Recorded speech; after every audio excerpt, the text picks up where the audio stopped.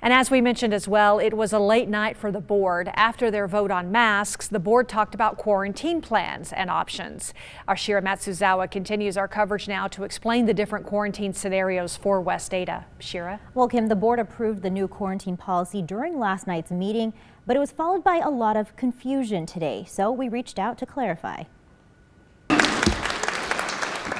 Madam Chair, I'll make a motion that we approve an alternate quarantine policy. Starting Thursday, a new school year for the West Ada School District and a new way students exposed to COVID-19 will be required to quarantine. So prior to the change, both parties, the exposed and the positive case, would need to be wearing a mask in order for the exposed party to leave quarantine and attend school. But that's no longer the case. The board approved a new quarantine policy which states if a student is not wearing a mask in school and is exposed to COVID-19, they will be sent home and need to quarantine for 10 days. If the student is vaccinated or is wearing a mask in school and is exposed to COVID-19, they will be able to stay in school and not quarantine, but must continue to wear a mask and check for symptoms. West Ada spokesperson Char Jackson says students wearing a mask or who are vaccinated will still be able to continue participating in sports or other school activities during that time.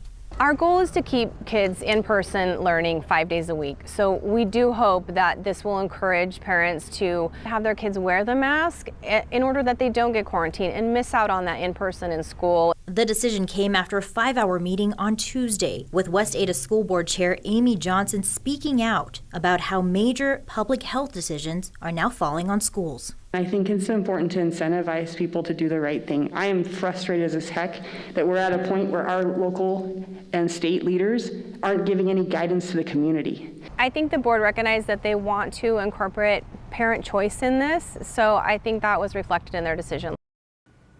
And just for some context, the school district says exposure is classified if you're within 6 feet of someone for more than 15 minutes. If a student is exposed, Jackson says they have a process for letting close contacts know if that happened, and that process includes doing an investigation which involves the health services supervisor and nurses if needed, then reaching out to those involved. Kim? And of course, they're relying on parents to be honest here, to tell the school, hey, my child was in fact exposed to someone with COVID-19. Absolutely. Yeah.